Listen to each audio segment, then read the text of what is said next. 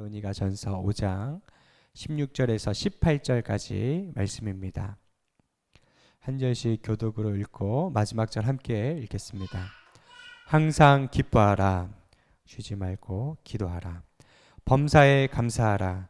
이것이 그리스도 예수 안에서 너희를 향하신 하나님의 뜻이니라. 아멘. 오늘 전천후 신앙으로 무장하라 하는 제목입니다. 전문가들에 의하면 사람은 나이가 들수록 근육이 자꾸 감소되고 손실된다고 해요. 30대까지는 새로운 근육을 만들어내지만 40대가 넘어가면 이제 근육을 유지하는 패턴으로 간다는 거죠. 운동하지 않으면 나중에 걷지도 못하고 온갖 질병에 걸린다는 거죠.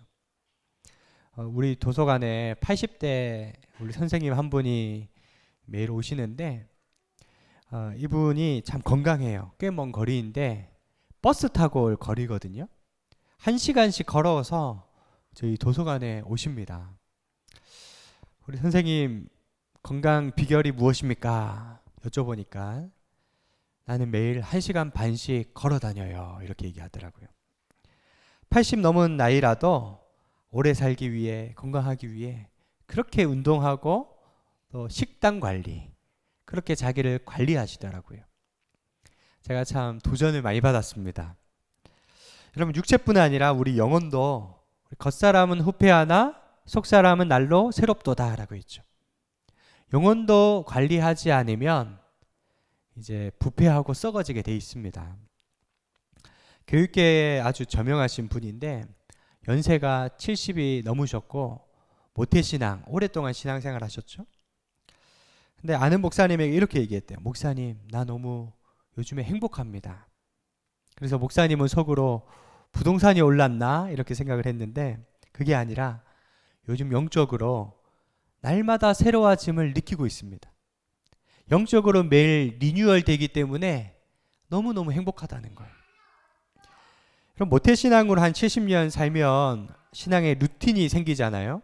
경험할 것 다 경험하고 알 것 다 알고 새로울 것도 없고 신선할 것도 없고 그저 식상한 신앙생활 하기 마련인데 그분은 날마다 깊은 은혜 가운데 내가 새로워지고 있다고 그렇게 감격하는 거예요.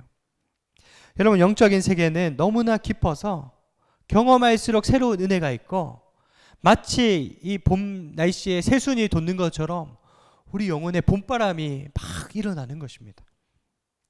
오늘 그러한 신앙생활이 우리의 신앙생활입니다. 그러한 크리스천을 일러서 오늘 말씀의 제목 전천후 신앙이라고 하는 거죠. 전천후라고 하는 것은 어떤 상황에도 영향을 받지 않고 제 기능을 발휘한다 하는 뜻입니다.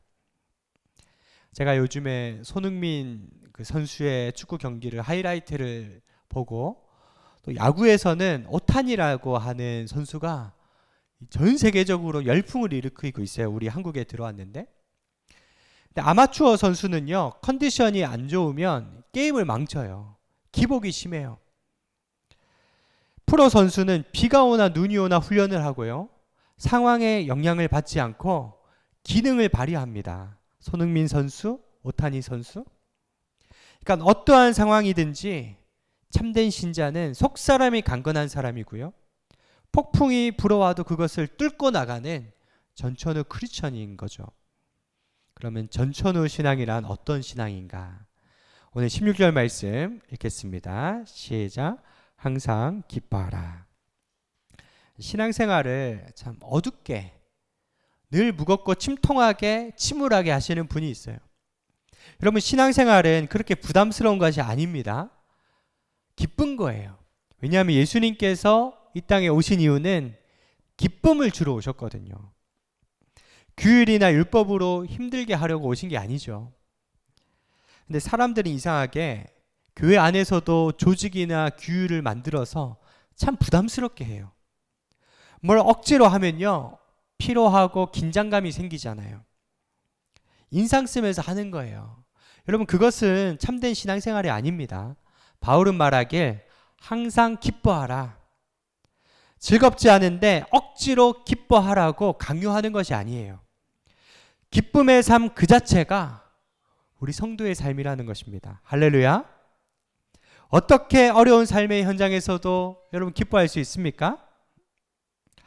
다 망해가는 사람에게 기뻐하십시오. 자칫 잘못하면 분노를 유발시킵니다.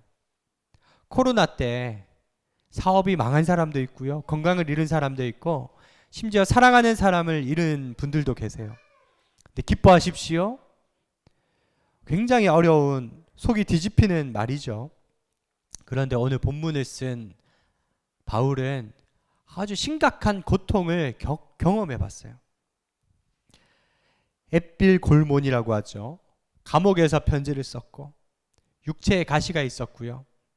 강의 위험과 도적의 위험과 40에 하나 감한 매를 3번이나 맞았고 그 숱한 고난 가운데서도 그는 항상 무엇을 얘기합니까? 기뻐하라. 얄팍하게 교리적으로 기뻐하라 그렇게 말하는 것이 아닙니다. 이것은 바울이 고난 가운데 실질적인 기쁨을 누려보았기 때문에 선포할 수 있는 것입니다. 오늘 주보 안에 빌립보서 4장 4절 우리 선포하는 마음으로 함께 읽어볼까요? 시작.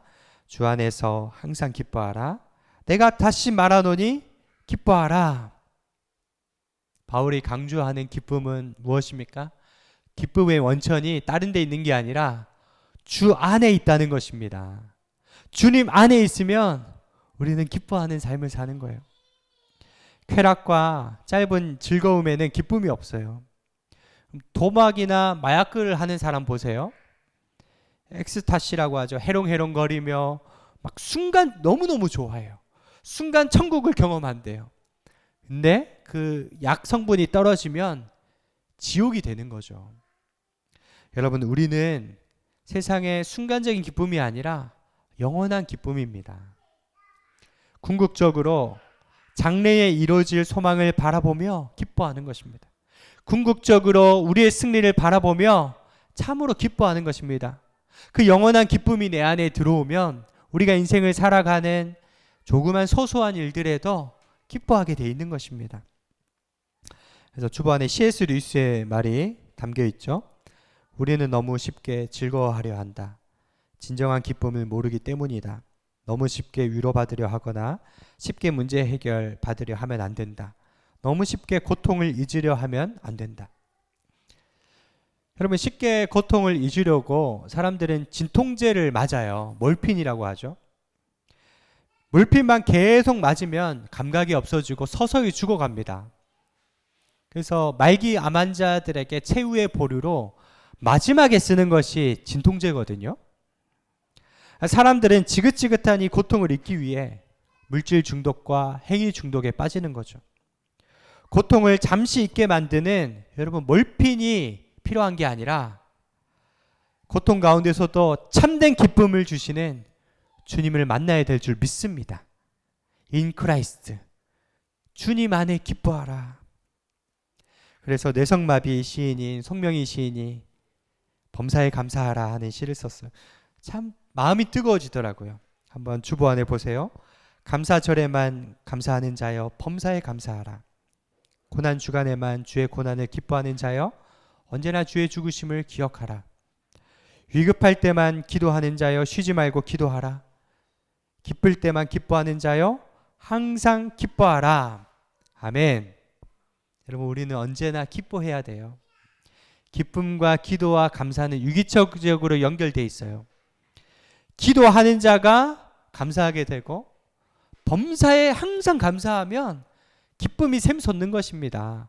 이 세 가지가 선순환이 이루어지는데 한 가지라도 깨지면 선순환이 이루어지지 않아요. 그 출발점은 주님입니다. 주님으로 인해 기쁘고 주님과 함께 기도하고 주님 때문에 감사하는 삶을 사시기를 바랍니다. 주님과 교제하면 환경의 영향을 받지 않습니다. 그러므로 여러분 항상 주님과 사는 법을 터득하시기를 축복합니다. 두 번째, 우리 천천후 신앙은 우리 17절 말씀 함께 읽겠습니다. 시작. 쉬지 말고 기도하라. 쉬지 말고 기도하라. 이 말은 아무것도 하지 말고 산에 가서 돛 닦듯이 기도만 하라는 말일까요? 하루 종일 아무것도 하지 말고 기도만 하라는 말이 아닙니다. 쉬지 말고 기도하라는 것은요, 기도의 횟수나 분량을 뜻하는 것이 아니라 주님과 얼마나 친밀한가, 친밀함을 말하는 거예요. 문자적으로 해석해서 쉬지 않고 눈 감고 계속 기도하면 일상의 삶을 살아갈 수 없잖아요. 그래서 이 말은 늘 주님과 동행하라 하는 명령인 것입니다. 그럼 새벽 기도가 참 중요하죠. 매일 새벽 기도를 의무적으로 하는 분들에게 조심해야 할 게 뭐냐면, 내가 오늘 새벽에 기도했기 때문에 오늘 종일 기도 안 해도 돼, 이렇게 생각하는 것입니다. 나 새벽에 기도했기 때문에 기도하지 않아도 된다 생각하며 면죄부로 생각하는 것. 그러면서 낮에는 주님과 동떨어진 삶을 산다면 새벽 시간에 기도는 의미가 없어져요. 여러분, 아침 첫 시간에 새벽 기도하며 받은 은혜로 하루를 주님과 사는 것이죠. 여러분, 주일 성수 너무 중요하죠. 주일 성수 안 하면요, 서서히 주님과 멀어지게 돼 있어요. 근데 주일이 너무 중요하다고 평일을 등한시 여기면 어떻게 됩니까? 여러분, 주일이 의미가 없어지고 여러분 삶이 굉장히 흐트러지게 돼 있습니다. 주일을 기점으로 주일처럼 하루하루를 살아가는 것이죠. 이날은 주가 지으신 날. 여러분, 이처럼 신앙을 도식화해 놓으면 그 틀에서 벗어나지 못해요. 형식을 잘 지키는 것은 중요하지만 여러분, 그 내용과 의미가 빠져버리면 고인물처럼 금방 썩어버리는 것입니다. 여러분, 신앙생활을 교회생활로 착각하는 신자도 있어요. 말 그대로 신앙생활은 생활이어야 되고 삶이 되어야 되죠. 신앙생활이 교회생활로만 대체된다면 점점 교회 오는 게 부담스러워지고 재미가 없어져요. 처음에는 잘하는데 나중에 다 나가 떨어집니다. 한국 교회가 이런 요소가 참 많았습니다. 교회 출석만 하면 다 잘 될 것처럼 생각하고, 교회 안에서는 뜨거운데 가정에서, 세상에서는 냉랭하게 살아가는 거죠. 삶이 분리되어 있는 거예요. 그래서 쉬지 않고 기도하라는 것은 일상에서도 늘 하나님과 연결되어 기도하고 살아가라. 늘 순종하는 삶을 살면 활기와 능력 있는 삶, 열매가 풍성한 삶을 살게 되어 있는 것입니다. 그래서 오늘 주보에 또 나와 있죠. 유진 피터스 목사님이 다윗 현실에 뿌리받은 영성이라는 책에 이렇게 얘기했어요. 다윗은 그의 양을 지키며 사자와 곰과 싸우는 과정에서 하나님의 능력을 경험할 수 있었다. 하나님의 임재를 철저히 연습해온 그에게는 들리지 않는 하나님의 말씀이 들리는 사자의 표현보다 훨씬 실제적이었다. 보이지 않는 하나님의 사랑이 보이는 사자의 사나움보다 훨씬 실제적이었다. 기도하고 노래하고 묵상하고 찬미하는 가운데 형성된 그의 상상력 속에는 곰과 사자 모두를 압도하는 크고 거대한 무엇인가가 자리 잡고 있었다. 그것이 무엇입니까? 그것이 바로 하나님이었다. 다윗은 지속적으로 하나님과 교제하는 가운데 곰과 사자도 골리앗도 크게 느껴지지 않는 관점의 변화가 일어나고 막 담대해지는 것입니다. 가뭄이 오면 나무는 뿌리를 더 깊이 내리죠. 환경이 어렵다면 여러분, 주님께 뿌리를 깊이 내리는 것입니다. 그렇다면 골리앗과 같은 문제도 작게 느껴지는 거죠. 여러분, 이러한 담대함을 가지고 전천후 신앙으로 살아가시기를 축복합니다. 마지막 세 번째, 전천후 신앙은 어떤 신앙일까요? 우리 18절 말씀 함께 읽겠습니다. 범사에 감사하라. 이것이 그리스도 예수 안에서 너희를 향하신 하나님의 뜻이니라.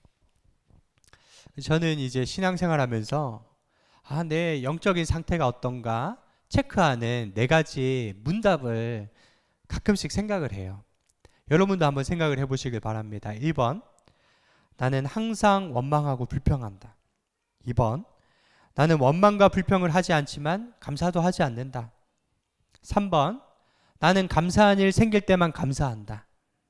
4번, 나는 항상 감사한다.